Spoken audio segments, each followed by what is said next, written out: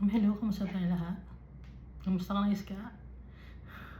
I praise my Father, the Almighty God, Yahweh El Shaddai, the Creator of heaven and earth.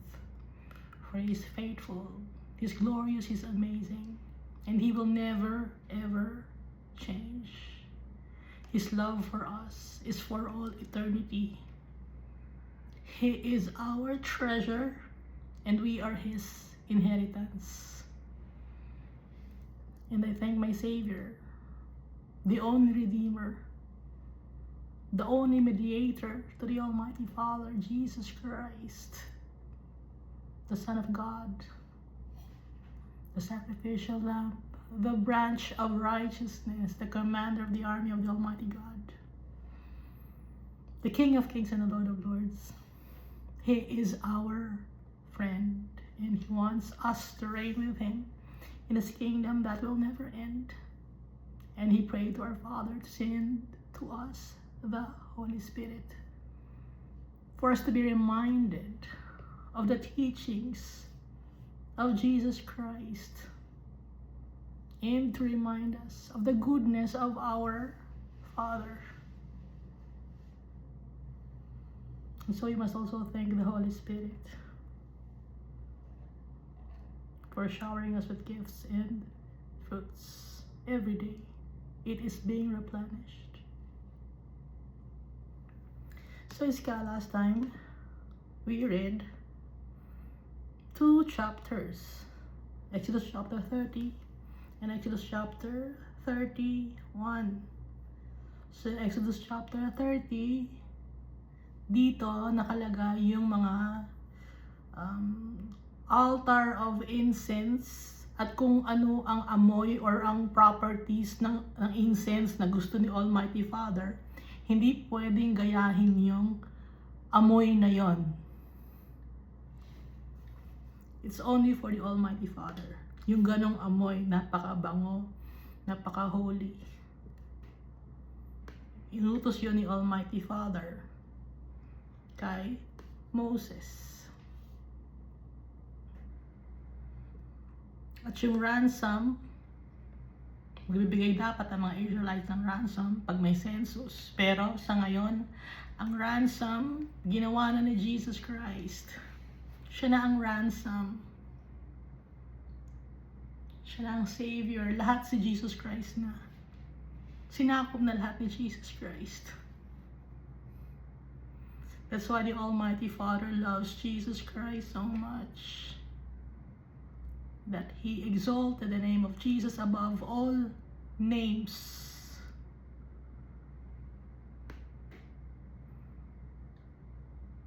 So before si Jesus, commander of the army of the Almighty God, no? Yun lang kanyang and then pag inuutos siya ni Almighty Father, tawag sa kanya angel, na-meet niya si Abraham. So siya yung parang pinaka-head. Ang tawag ng mga angels kay Almighty Father ay Father din. But when Jesus Christ died on the cross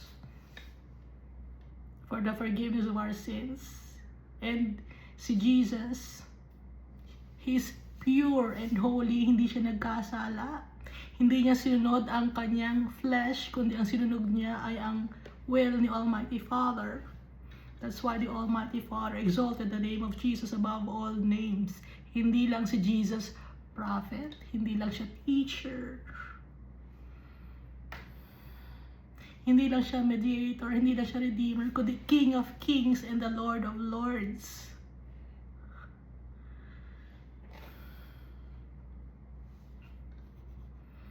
Siya ang bread of life.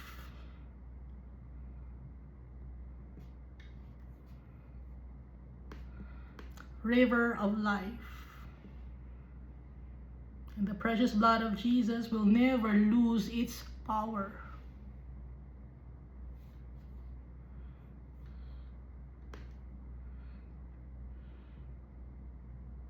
So dito, hindi pa kasi pinapanganak si Jesus dito. Hindi pa siya ipinagbubuntis ni Mary, no? Sa New Covenant siya ipinagbuntis ni Mary. Pero dito wala pa kasi, kaya inutos muna for the meantime ni Almighty Father na ang high priest, magkakaroon ng high priest, galing yon sa lineage ni Levi.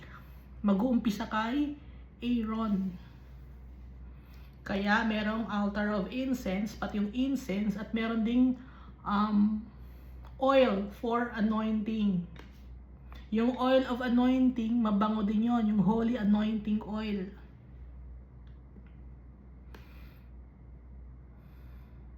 So, ano din to? Parang perfume. Dahil yun ay may myrrh, may cinnamon, sweet-smelling cane, at cassia, and olive oil. So, walang pwedeng gumaya noon, no? So, nakita nyo, myrrh, may binanggit na myrrh. Si Jesus, when pinanganak siya, when he was born, ano ang regalo sa kanya ng wise men? Frankincense, gold, and myrrh, no? So, kasama yung myrrh. And then, yung incense dito, may frankincense, binanggit din dito. So, lahat ng mga gifts ng wise men, hindi lang naman sila 3 hindi naman binanggit na 3 wise men, no? Or 3 magi, kundi wise men. Walang bilang na sinabi sa Bible na kung ilan ang wise men, basta wise men, no? Kaya lang nila inisip na baka 3 kasi 3 ang gifts, pero hindi doon, no? Mali 'yon. Ang daming mali ang tinuturo sa atin. Kasi magbabasa tayo ng Bible para hindi tayo maloko, ha? Kaya nga nung translate itong Bible sa English, nagalit. Nagalit, sino ang nagalit? May nagalit. Nagalit ang Roman Empire. Dahil translate sa English.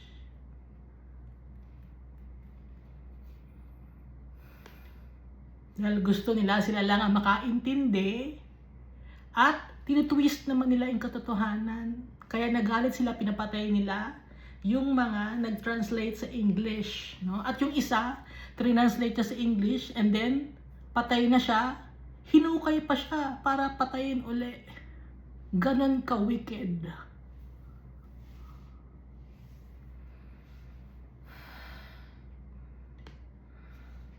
Ang tao. So yung incense, merong spices, stacte, onycha, and galbanum, pure frankincense, and sweet spices din, no? Na ito ay ginamit din kay Jesus nung siya ay nilinis after he was crucified on the cross. Ito yung pinanlinis sa kanya, frankincense, saka myrrh, no?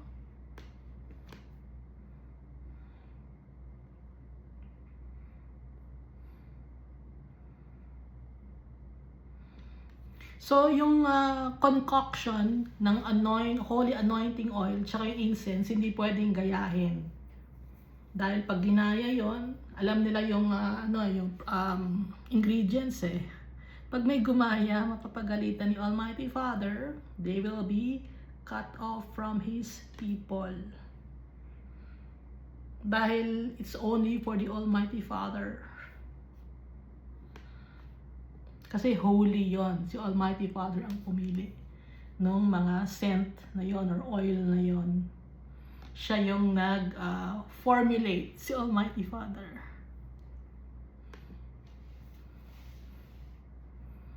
Alam ni Almighty Father kung anong mabango. Amoy mabango at clean. Ganon si Almighty Father. And then dito sa Exodus chapter 31, He assigned Bezalel, no, na apo ni Hur. Kung natatandaan niyo si Hur, siya yung tumulong kay Aaron, dalawa sila, magkabila, to lift the hand of Moses, left and right, kasi kalaban ang mga Amalekites. Para manalo sila, dapat nakataas ang kamay ni Moses. So pagod na si Moses, bigat na yung kamay niya. So tig-isa sila, si Aaron tsaka si Hur. Ngayon apo niya tong si Bezalel.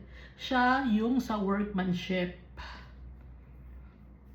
Siya yung magde-design ng artistic work, ng gold, ng silver, ng bronze, sa cutting ng jewels para iset, sa pagka-carve ng wood,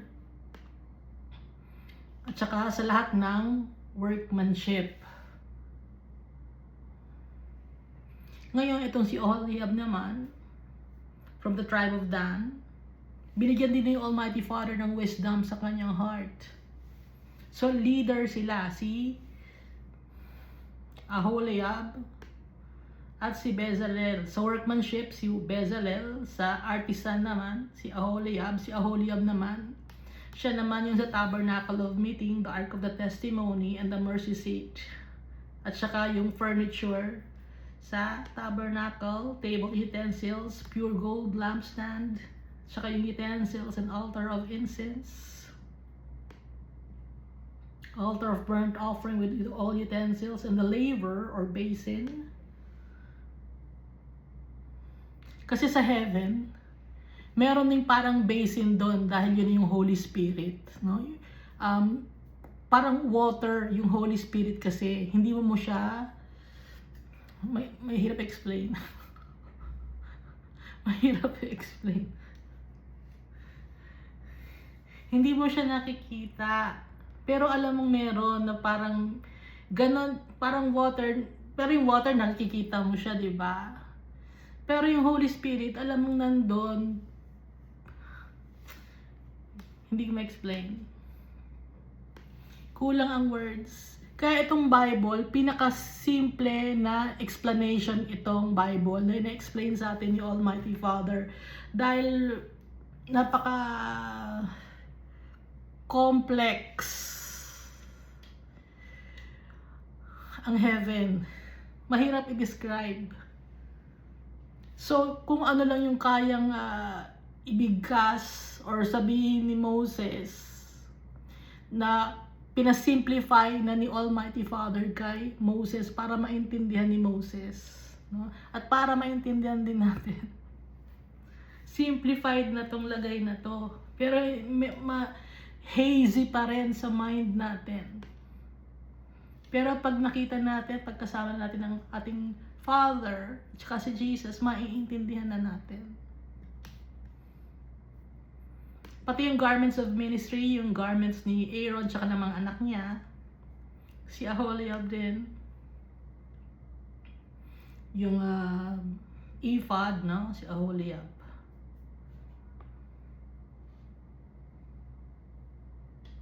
So tulong-tulong si Aholiab at saka si Bezalel. Pero meron din silang mga tauhan. Okay?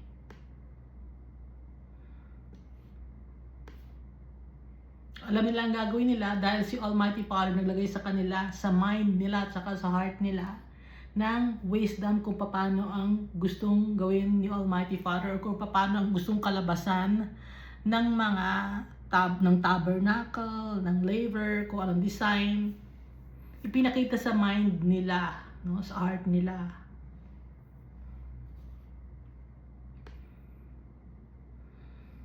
And then yung Sabbath law, yung Sabbath, meaning rest. Dapat mag-rest ang mga tao. Bago mag-rest ang mga tao, nagtatrabaho ang mga tao at isipin ang rest day. Dapat laging iisipin ang rest day, ang pahinga. So habang nagtatrabaho tayo para kay Almighty Father, so the time will come na may rest day tayo, dun tayo sa tatay natin. Nakapag-store up tayo ng treasures in heaven.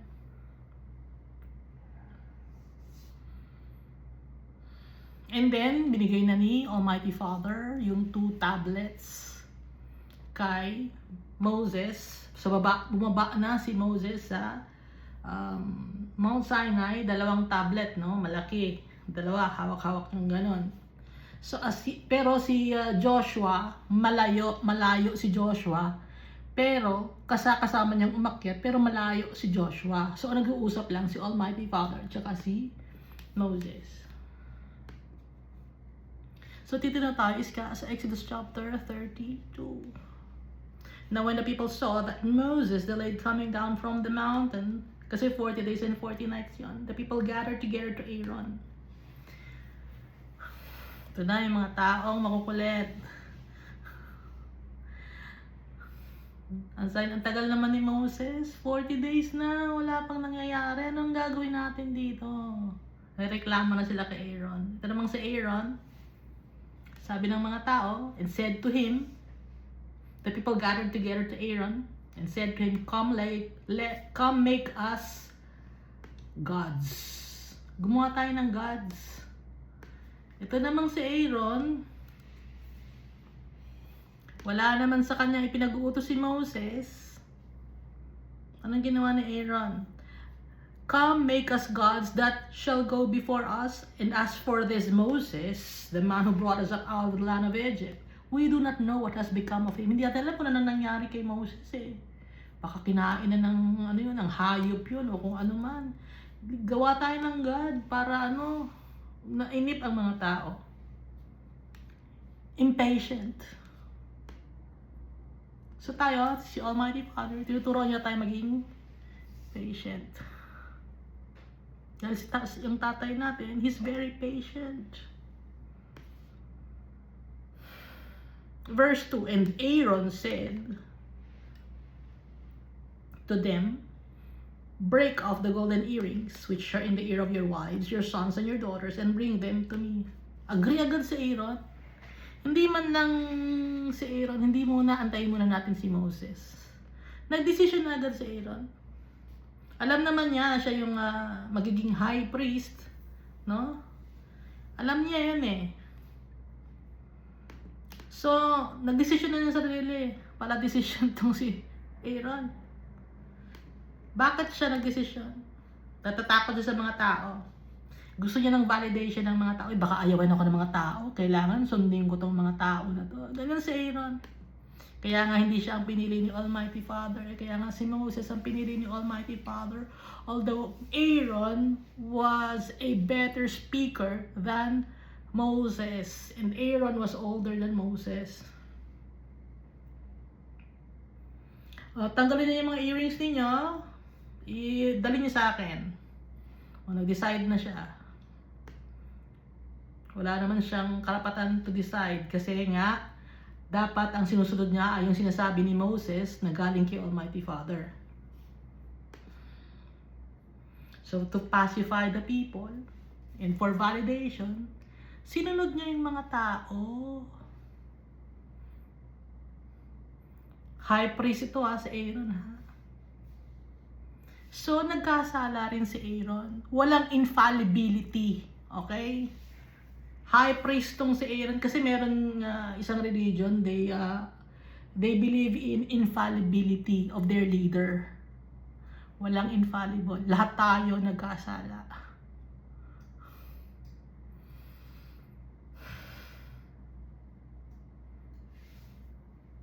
Lahat tayo makasalanan. We're wicked. Kaya walang infallible. Ang walang kasalanan si Jesus Christ. Si Peter nagkasala din. Lahat nagkasala. Exempted ba yung leader ng isang religion? Hindi. Nagkasala rin. May kasalanan din yun. Ina-allow niya na sumamba ang mga tao sa idols. Nakalagay naman dito sa Bible na huwag sumamba sa mga idols. So anong ginawa niyo dito ni Aaron? Hinakot niya yung mga ginto. Kanya yung mga ginto ng mga anak ninyo. Asawa ninyo, dali niya sa akin. So all the people broke off the golden earrings which were in their ears and brought them to Aaron. And he received the gold from their hand, and he fashioned it with an engraving tool. Mismong si Aaron ang gumawa. Tinanggap niya yung gold. He fashioned it with an engraving tool, in-engrave niya, and made a molded calf. Si Aaron. Gumawa siya ng molded calf.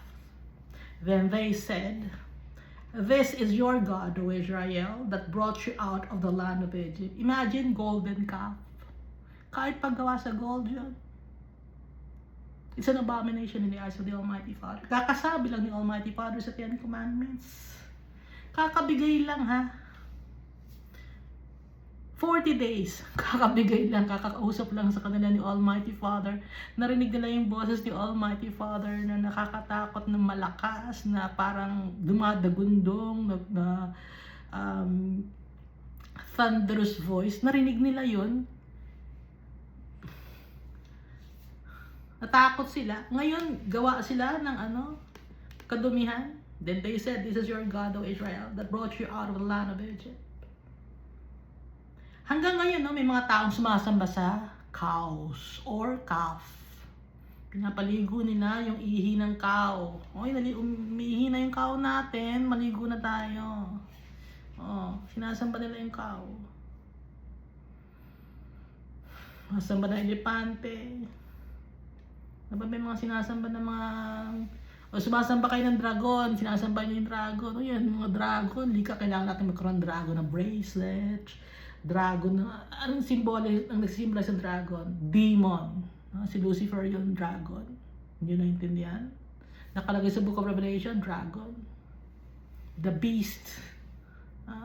Tigas ng ulo ng tao, no?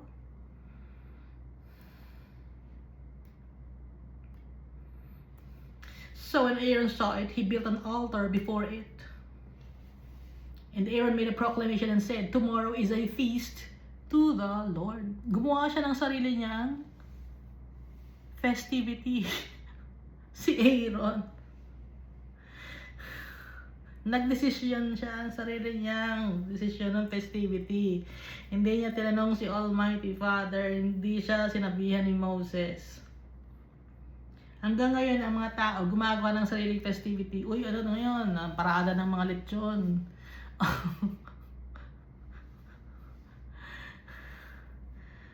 Ngayon, piyesa Lady of Salvation. Sino ba si Lady of Salvation? Bakit ganon? Ang salvation natin si Jesus Christ. He's the Redeemer. Walang babae, wala.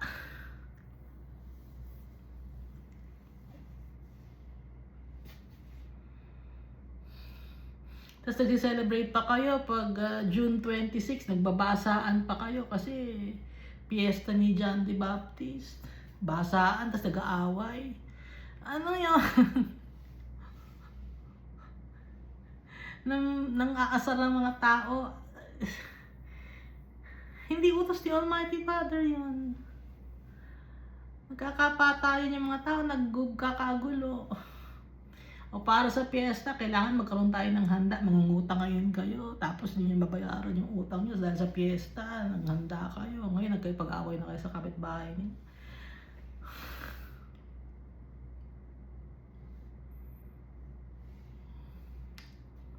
Meron pa isang piyesta, yung ati-atihan tsaka kuya-kuyahan.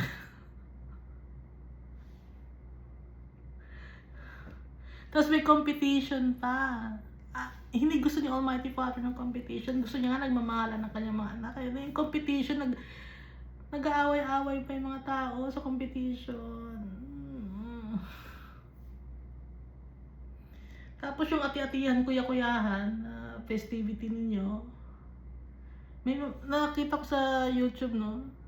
Or sa TV. Pero wala akong TV. Nakita ko lang sa social media. May mga lalaki na nakahubad ng damit pang itaas. Tapos sumasayaw ng macho, papa. Ba't ganon? Festivity yun ng nyo, ng santo ninyo. Tapos mga lalaking sumasayaw nakahubad. Na nakapantalon. Utos ba ni Almighty Father? Walang ganon. Kayo lang yan. Ha? Utos lang ninyo yan. Hindi masaya si Almighty Father sa ganon. Hindi si Almighty Father natutuwa. Natutuwa kayo.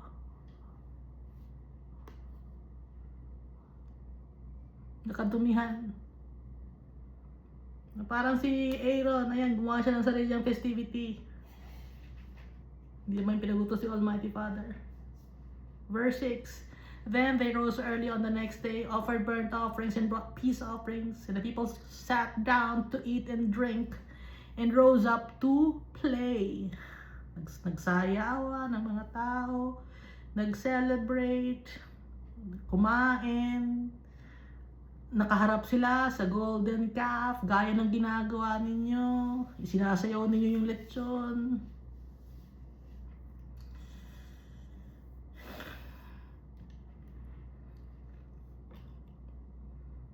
Hindi niyo naintindihan yung ginagawa ninyo? Ha? Naiintindihan ba ninyo yung ginagawa ninyo? Na, ano? Hindi ba kayo na weird doon sa ginagawa ninyo? So, sino ngayon ang weird? Sino ngayon ang may toyo? Ha? Sino ngayon ang may tagas ang utak? Hindi nyo naiisip. Kasi ang dami ninyo, kaya akala ninyo tama kayo, no? Kasi gusto nyo ng validation ng bawat isa. So since marami kayo, tama tayo kasi marami tayo. Hindi ganun yun. Kasi Moses nga nag-iisa, oh. Hindi ganun yun, ha? Hindi dahil sa madami tayo ang tama. Hindi yun. Titingnan natin yung Bible, salita ni Almighty Father. Kaya nga 1/3 lang makakabalik sa kaharian ng Diyos.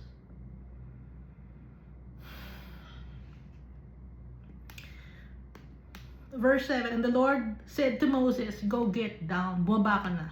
For your people, whom you brought out of the land of Egypt, have corrupted themselves. Corrupted. Sinira nila yung wickedness.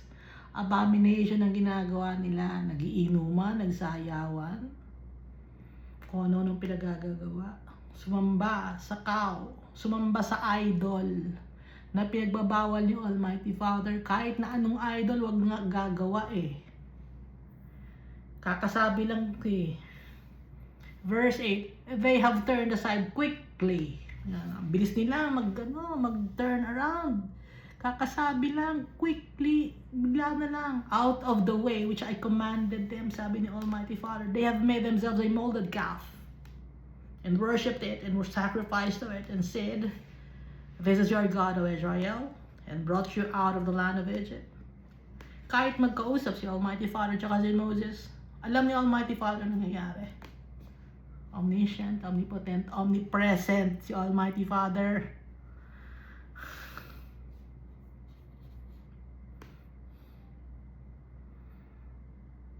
Kahit magkausap sila ni Moses, alam niya ang nangyayari. Powerful si Almighty Father. And the Lord said to Moses, I have seen these people, and indeed, it is a stiff-necked people. Napakatigas ng ulo ng mga tao na to. Stubborn. Now therefore let me alone. Ngayon, hayaan mo ko, sabi ni Almighty Father, that my wrath may burn hot against them, and I may consume them or destroy them, and I will make you a great nation. So ito, sabi ni Almighty Father, gagalit ako, gusto ko silang sunugin. Gusto smite, no? Burn hot against them. I will destroy them. At ikaw, sabi ni Almighty Father kay Moses, I will make you a great nation. It is a test for Moses. But of course, galit talaga si Almighty Father. Pero ito, test din to para kay Moses. Na sinasabi ni Almighty Father, I will make you a great nation. Kasi kung selfish itong si Moses, sige Lord, sige gawin mo kaming great nation. Ako lang, patayin na natin sila, sunugin na natin sila. Kami na lang ang gawin mong great nation. Pero hindi Then Moses pleaded with the Lord his God. Nagmakaawa si Moses. Lord, why does your wrath burn hot against your people whom you have brought out of the land of Egypt with great power and with a mighty hand? Bakit po kayo, Lord, ganon? Huwag po kayong magalit sa mga tao. Kayo ang naglabas sa kanila sa Egypt. Prinotektahan niyo sila. Gamit ang iyong great power. Sinave mo sila, Almighty Father. Verse 12, why should the Egyptians speak and say, he brought them out to harm them and to kill them in the mountains and to consume them from the face of the earth? Turn from your fierce wrath and relent from this harm to your people. Sabi ni Moses, Lord, malalaman ng mga Egyptians inilis mo sila sa Egypt, tapos papatayin mo lang sila sa wilderness.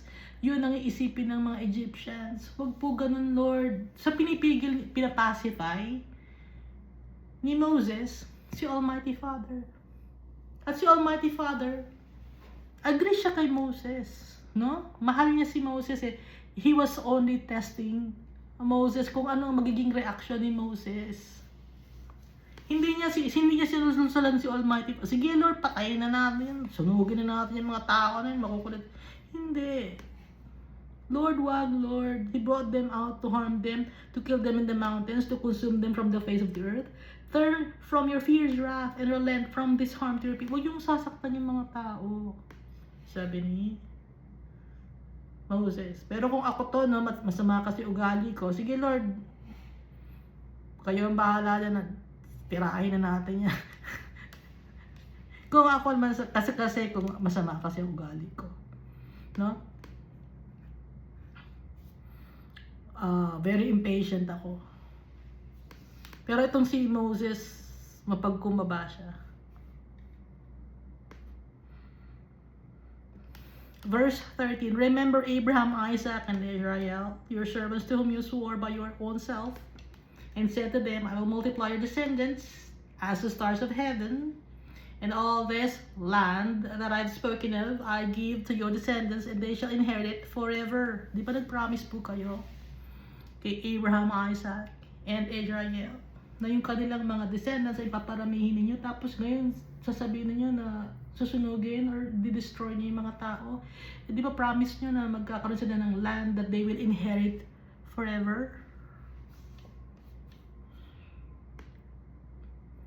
Verse 14, so the Lord relented from the harm which He said He would do to His people. Kaya si Almighty Father, He was pacified.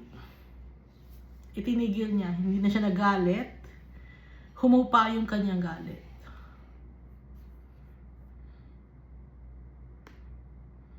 Verse 15, and Moses turned and went down from the mountain. So, umalis na si Moses. Pumunta na siya ngayon, pababa ng mountain, kasi Mount Sinai yun. And the 2 tablets of the testimony were in his hand, yung 2 covenants, yung 10 commandments. Hawak-hawak ni Moses. The tablets were written on both sides. 2 tablets, both sides, no? So 4 na, ang tawag doon? 4 na place. Sa isang tablet, baliktaran. Sa isang tablet, baliktaran.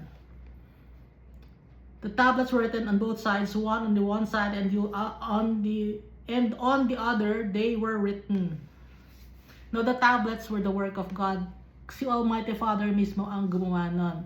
The writing was the writing of God engraved on the tablets. Si Almighty Father mismo ang gumawa ng writings sa tablet. Gamit ba ni Almighty Father ang kamay niya? Ang ginamit niya, syempre, yung fire, no? Yung fire, inutusan niya. Kaya ni Almighty Father. So, nagkaroon ng sulat yung tablet kasi si Almighty Father, gato, siya ang yung power niya. Kaya nagkaroon ng sulat yung tablet. Siya mismo yon. Hindi si Moses ang nagsulat. And when Joshua heard the noise of the people, kasi nga kasama si Joshua umakyat, pero hindi niya kausap si Almighty Father, malayo-layo si Joshua, medyo bandang ibaba si Joshua, no? And when Joshua heard the noise of the people, as they shouted, he said to Moses, there's a noise of war in the camp. Merong away, may battle sa camp at ang ingay. Sabi ni Joshua. Walang alam si Joshua. Verse 18, kasi nga hindi niya kausap si Almighty Father, si Moses ang kausap, kaya si Moses alam niya. Verse 18, but he said, it is not the noise of the shout of victory, nor the noise of the cry of defeat, but a sound of singing I hear. Ang naririnig ko, mga nagkakantahan ng mga tao. Hindi sila nag-iingay dahil sa victorious sila, hindi dahil sa nag-iiyakan sila dahil natalo sila, kundi ang nadidinig ko ay nagkakasiyahan sila, nagkakantahan. So it was as soon as he came near the camp that he saw the calf and the dancing. Nakita niya yung golden calf at sumasayaw ang mga tao sa paligid ng golden calf. Sinasamba yung golden calf. So Moses' anger became hot. Nagalit si Moses. Napahiya siya kay Almighty Father. Siya na ang nagalit para kay Almighty Father. He pacified the Almighty Father, and then si Moses na ang nagalit para kay Almighty Father. And he cast the tablets out of his hands and broke them at the foot of the mountain.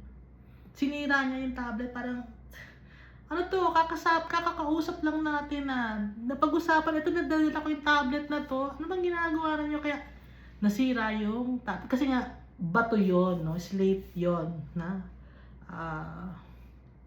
makapal.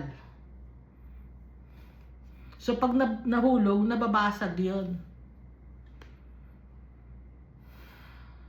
And then he took the calf, which they had made, kinuha yung calf, burned it in the fire, sinunog, kahit gawa sa ginto, and ground it to powder, dinurog na parang pulbos, and he scattered it on the water, isinaboy sa tubig, yung gold,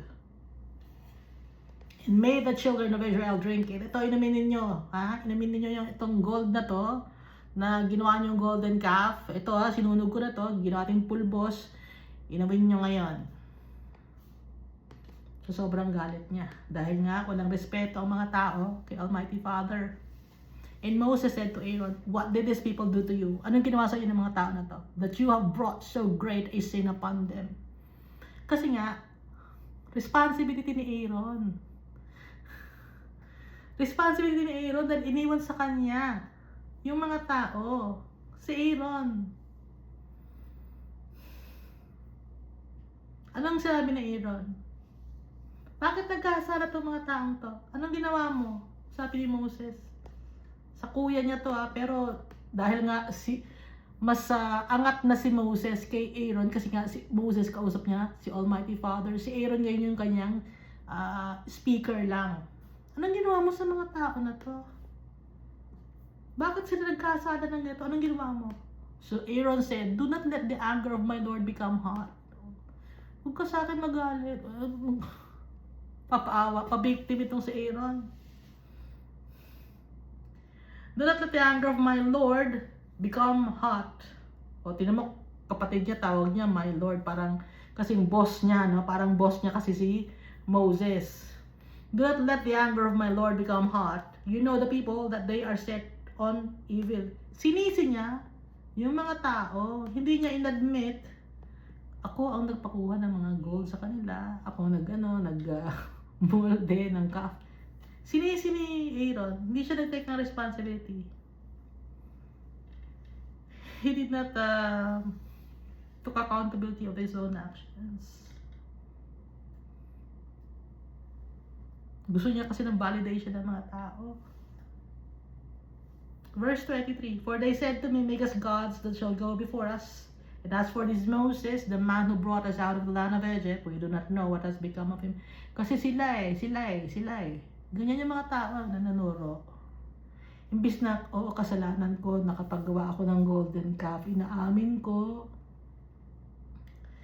gusto kong humingi ng kapatawaran. Anong ginawa ni Aaron? Sila kasi, gusto nilang may sambahin sila. Kaya gumawa ngayon ako ng golden calf. Gusto nila yun eh. Hindi maganda yung ugali. "For they said to me, make us gods that shall go before us. And as for this Moses, the one who brought us out of the land of Egypt, we do not know what has become of him." Walang pananampalataya si Aaron.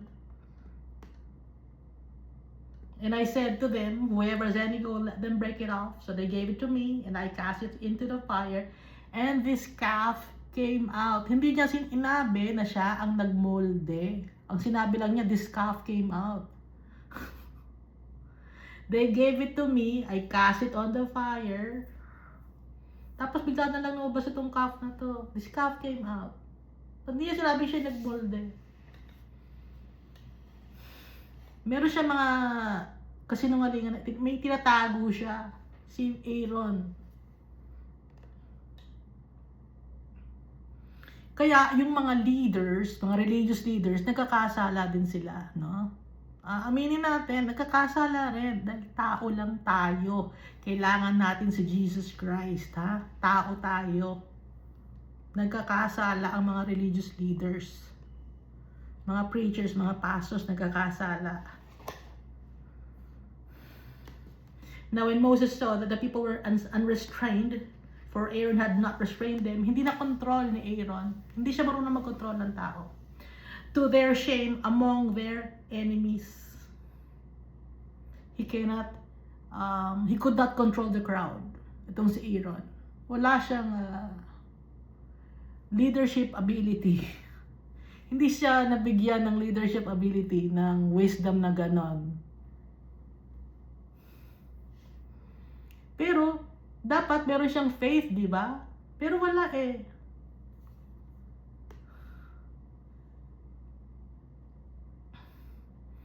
Kasi nga ito ang si Aaron, sabit lang. Dahil si Moses lang naman talaga dapat ang tinawag ni Almighty Father. Si Moses lang kasi ay ayaw niya na magsalita mag-isa dahil brul nga siya. Kaya kailangan niya ng speaker. Kaya nga naging speaker niya si Aaron. So sabit lang to si Aaron. Then Moses stood in the entrance of the camp and said, "Whoever is on the Lord's side, come to me." And all the sons of Levi gathered themselves together to him. Bakit lahat ng sons of Levi? Kasi nga, from the tribe of Levi, si Moses. So, sabi ni Moses, kung sino man ang para kay Almighty Father, lumapit kayo sa akin. And he said to them, "Thus says the Lord God of Israel," kinausap siya ni Almighty Father, "Let every man put his sword on his side and go in and out from entrance to entrance throughout the camp, and let every man kill his brother, every man his companion, and every man his neighbor." Pinatay. Baka sabihin niyo, bakit ganon? Akala ko ba si Almighty Father mapagmahal siya? Yes, the Almighty Father is very loving, He's very kind, He's very generous, but hindi niya inaalaw na siya ay bastusin dahil He is our Creator. We owe everything to our Father.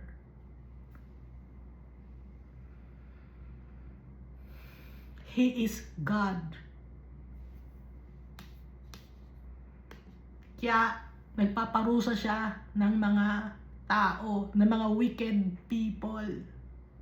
Pero kung maayos ka naman na tao, sinusunod mo si Almighty Father, bakit ka mapaparusahan?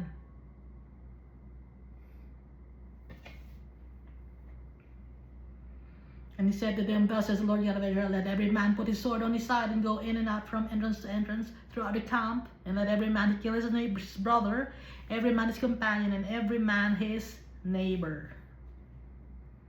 So the sons of Levi did according to the word of Moses, and about 3,000 men of the people fell that day. 3,000 ang namatay na mga lalaki. Mga wicked people, gustong lumaban, nakipaglaban sila. Kaya nag-away. Gusto nila na yung golden calf, kaya nagkaroon ng away, no? Mga prideful people, ayaw magpasakop kay Almighty Father. So kung prideful ka, ayaw mo magpasakop kay Almighty Father, sa ngayon, maganda buhay mo sa ngayon, pero yung soul mo, saan mapupunta? Sa impyerno. Verse 29. Then Moses said, "Consecrate yourselves today to the Lord, that He may bestow on you a blessing this day, for every man has opposed his son and his brother." Humingi tayo ng kapatawaran. Linisin. Maglinis. Humingi ng tawad kay Almighty Father. Linisin ang ating puso at isipan. Consecrate yourselves today to the Lord, para bigyan niya tayo ng blessings dahil tayo ay nagkasala. For every man has opposed his son and his brother. Verse 30. Now it came to pass on the next day that Moses said to the people, "You have committed a great sin. Ang laki ng kasalanan ninyo. So now, I will go up to the Lord." Ang laki ng kasalanan niyo. So, kabababa lang ni Moses, no? Nasira yung 2 tablets. And then, nagkaroon na pa tayong 3,000 men na mga wicked men. Ngayon, sabi ni Almighty Father, sabi ni Moses the next day, kinausap niya yung mga tao, ang laki ng kasalanan niyo kay Almighty Father. Babalik ulit ako. Akit ulit ako. So now, I will go up to the Lord. Perhaps I can make atonement for your sin. Hingi ako ng kapatawaran kay Almighty Father. Para sa inyo, dahil nagkasala kayo, hingi ako ng awa. Verse 31. Then Moses returned to the Lord and said, "Oh, these people have committed a great sin and have made for themselves a god of gold." So ito si Moses, nang mapagkumabasa, lalapad ako kay Almighty Father, hingi ako ng kapatawaran sa kanya dahil nagkasala kayo eh. Hindi niya pinabayaan yung tao, nagkasala kayo ha, o kayo lang yan, wala akong alam dyan. Kayo lang yan, wala ako dito, ano nangyari yan. Hindi ganon.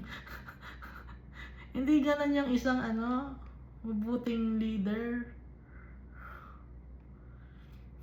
Inilalapit ng leader ang mga tao kay Almighty Father.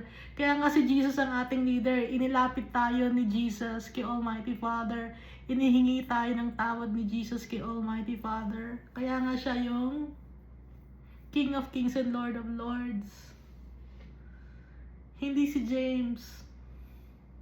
Hindi si John. Hindi si Peter. Hindi si Paul. Hindi si Mary. Hindi si Joseph. Hindi si Elizabeth. Hindi si Claire. Sino ba si Claire? Nakita kasi ako Claire. Hindi si Francis. Sino ba si Francis?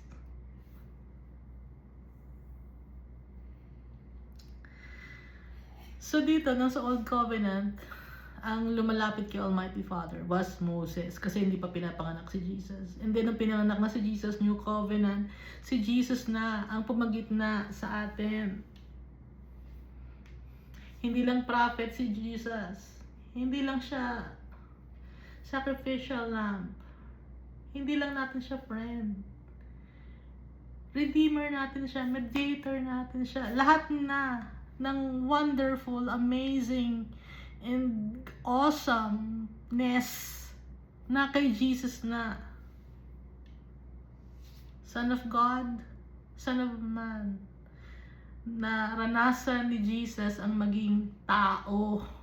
Kahit na siya ay God, Son of God, naranasan niya ang maging tao. Naranasan niya yung naranasan natin, yung pain natin, naranasan niya. Na dapat sana hindi niya maranasan, pero naranasan niya. And then, He was crucified on the cross. Inapi siya. Kaya huwag niyo sasabihin, inapi ako, kailangan gumanti ako. Gayahin natin si Jesus, inapi tayo, pero hindi tayo gaganti. Ibibigyan natin kay Almighty Father, Father, forgive them, for they do not know what they are doing. Si Jesus ang ating example.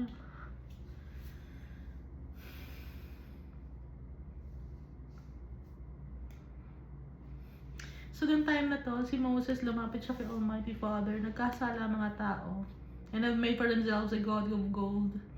Yet now, if you will forgive their sin, but if not, I pray, blot me out of your book, which you have written. Patawarin niyo po, Lord, sila sa kanilang mga kasalanan, sabi ni Moses. Pero kung hindi mo sila mapapatawad, tanggalin mo na lang ang aking name sa iyong book na sinulat mo.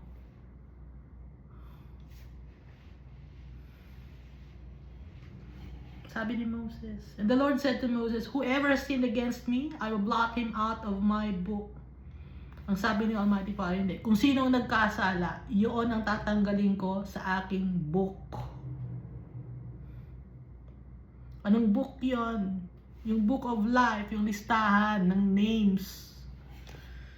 Kung sino nagkasala, tatanggalin ni Almighty Father sa book. I will blot him out of my book. Kung sino nagkasala. Now therefore go lead the people to the place of which I have spoken to you. Ngayon, i-lead mo nga yung tao sa place na kung saan sila dadalhin sa promised land, no? Ibig sabihin, of which I have spoken to you, behold, my angel shall go before you. Sino tong angel na kasama na ipapadala ni Almighty Father? The commander of the army of the Almighty Father, na na-meet ni Joshua, no? Nevertheless, in a day when I visit for punishment, I will visit punishment upon them for their sin. Magkakaroon ng punishment day. Sabi ng Almighty Father, nevertheless, in the day when I visit for punishment, I will visit punishment upon them for their sin. Magkakaroon ng pagkakataon na mapaparusahan sila. At yung pagkakataon na yun, paparusahan sila. So the Lord plagued the people because of what they did with the calf, which Aaron made. Kaya naparusahan ang mga tao, merong plague, calamity.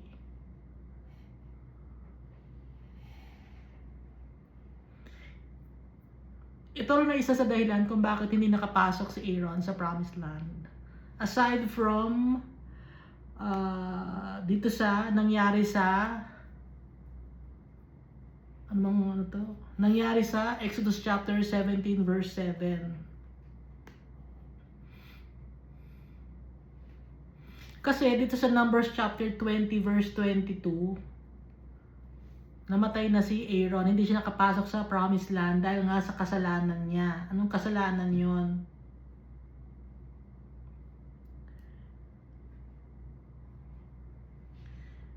Yung water of Meribah. No? Saan man nabasa natin yung water of Meribah? Yung kasalanan ni Moses at ni Aaron. Yung water of Meribah nasa Exodus chapter 17 verse 7. Dahil dun sa water of Meribah, sabi ni Almighty Father, ituktok mo ng yung staff, yung bato para magkaroon ng water. Instead, nandun si Almighty Father. Instead of acknowledging the Almighty Father and giving thanks to the Almighty Father, hindi sila nagpasalamat kay Almighty Father. Sabi ni Almighty Father, andun ako. No? Basahin natin to sa Exodus chapter 17 verse 17. Asan na ba yun?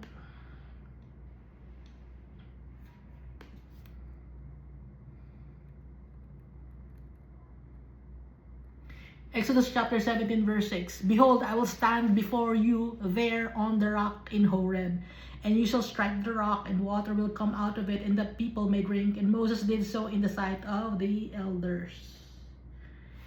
Hindi nakalagay dito na in-acknowledge ni Moses and Aaron si Almighty Father. Kasi nakatayo si Almighty Father, I will stand before you there on the rock in Horeb. Ang ginawa lang ni Moses, he struck the rock. Hindi niya sinabing, ito ay bigay ni Almighty Father, magpasalamat tayo kay Almighty Father, He's standing right now before us. Hindi niya na-acknowledge si Almighty Father. Kaya si Almighty Father, regalan, kaya hindi makapasok o hindi nakapasok si Moses at si Aaron sa Promised Land. At yung isa pang kasalanan ni Aaron, gumawa siya ng golden calf.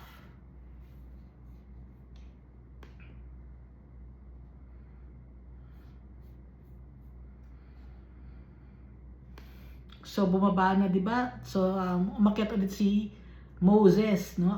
40 days and 40 nights kasama niya si Almighty Father. Nandun na yung golden calf, pagbaba niya, nasira yung tablets. And then sinabi niya sa mga tao, ihingi ng tawad ng mga tao. At kung sino man ang inihingi ng tawad ni Moses, ang mga tao kay Almighty Father. Pero ang sabi ng Almighty Father, kung sino nagkasala sa akin, yun ang paparusahan ko. So Exodus chapter 33, Then the Lord said to Moses, Depart and go up from here, you and the people from whom you have brought out of the land of Egypt, to the land of which I swore to Abraham, Isaac, and Jacob, saying, To your descendants I will give it. And I will send my angel before you. Binanggit ulit.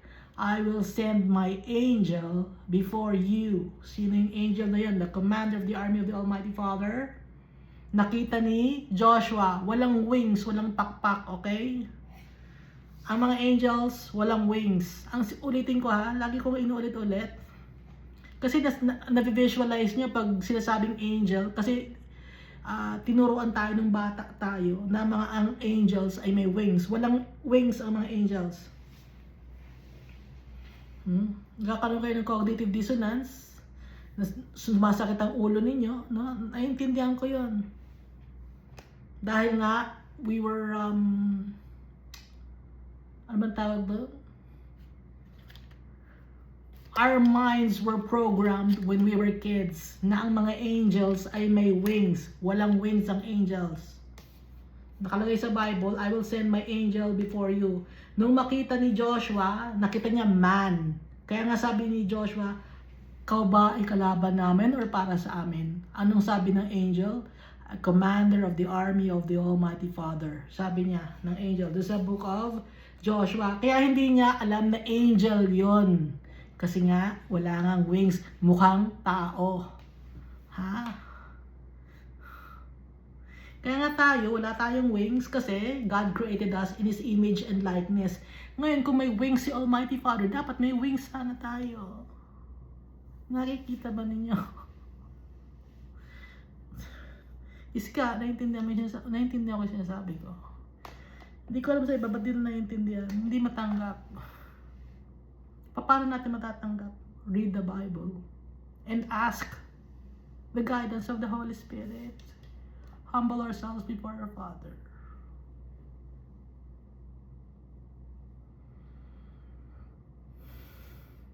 At pag naliligaw kayo, ano sabi ni Almighty Father? Go back to the old path. Ano ba yung old path? Sa Book of Genesis, ulitin ninyo. Ulitin ninyo yung Book of Genesis. Intindihin ulit. Ulitin ninyo.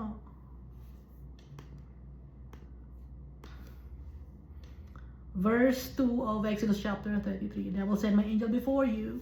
And I will drive out the Canaanite and the Amorite and the Hittite and the Perizzite and the Hivite and the Jebusite. So ito yung mga Canaanites, no? Go up to a land flowing with milk and honey, for I will not go up in your midst. Hindi ako kasama. Magtampo si Almighty Father. I will not go up in your midst. Ang angel ko ang ipapadala ko. Ako hindi ko sasama. Lest I consume you on the way. Baka kayo ay destroy ko kayo dahil sa katigasan ng ulo ninyo. Hindi ako sasama. Ayokong sumama. Sabi ni Almighty Father, I will not go up in your midst. Ang angel ko ang papadala ko sa inyo. Tatampo si Almighty Father. Nagtatampo si Almighty Father. Nagagalit si Almighty Father. Kung ano yung ugali natin na nagmamahal tayo, nagtatampo tayo, nagsiselos, ganoon din si Almighty Father. Patient tayo, ganoon din si Almighty. Mga good characteristics, galing kay Almighty Father yon. Yung mga bad characteristics natin or bad attitudes natin, hindi yung galing kay Almighty Father. It's from the devil. Ngayon yung mga magagandang traits natin, it's from our Father. Yung tampo yon na mahal kita pero bakit ganyan ang ginawa mo? Mahal kita pero ba't ganyan ang ginawa mo? Hindi ko kaya. Parang ganun, di ba? Kaya nagtatampo dahil with love yon. I will not go up in your midst, lest I consume you on the way. For you are a stiff-necked people. Ang titigas ng ulo ninyo.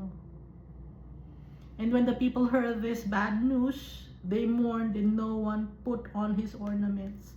Nalungkot ang mga tao. Kaya hindi kasama si Almighty Father. Hindi tayo sasamahan. Nagalit sa atin si Almighty Father. Nagtampo si Almighty Father.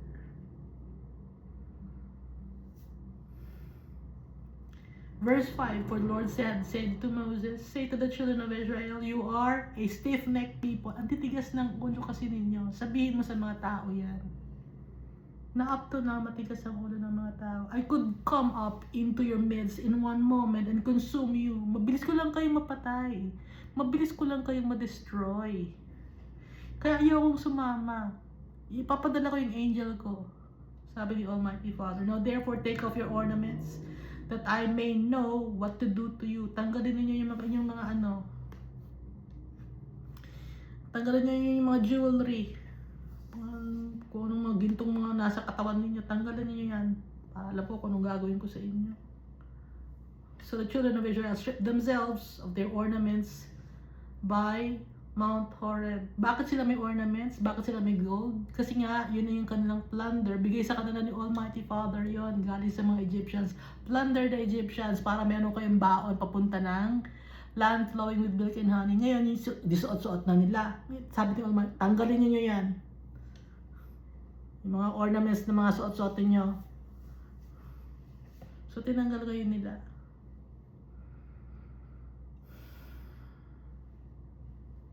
Napakabait ni Almighty Father.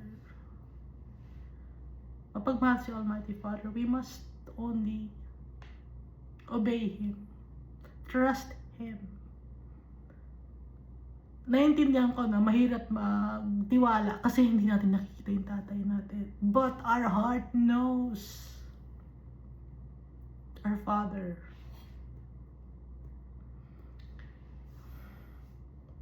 Our heart knows our Father.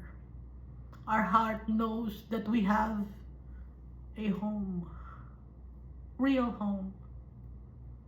We are always looking for peace or love, no? Lagi tayo, yun ang gusto ng mga tao, peace, love, security, yun ang gusto ng tao. Kasi, when God created us as flames of fire, yun ang nakuha natin sa tatay natin, security, love, and peace. Ngayon, nang nandito tayo sa mundo, nawala yun. Nakalimutan natin yung tatay natin. Ngayon, kung saan tayo naghanap ng peace, ng love, nasira na yung buhay natin, security, nang-aabuso na tayo ng kapwa-tao, nanlalamang na tayo para yumaman. Dahil yun ang turo ng mundo na to. Pero makakabalik tayo sa tatay natin if we only believe in Jesus Christ and read the Bible. Mahal tayo ni Almighty Father. Yung mga trials and tribulations tayo, for us to be purified, refined in silver, as silver is refined, tested in gold, para malaman ni Almighty Father kung kanino ang Kanya. Thank you, and God loves us all so much.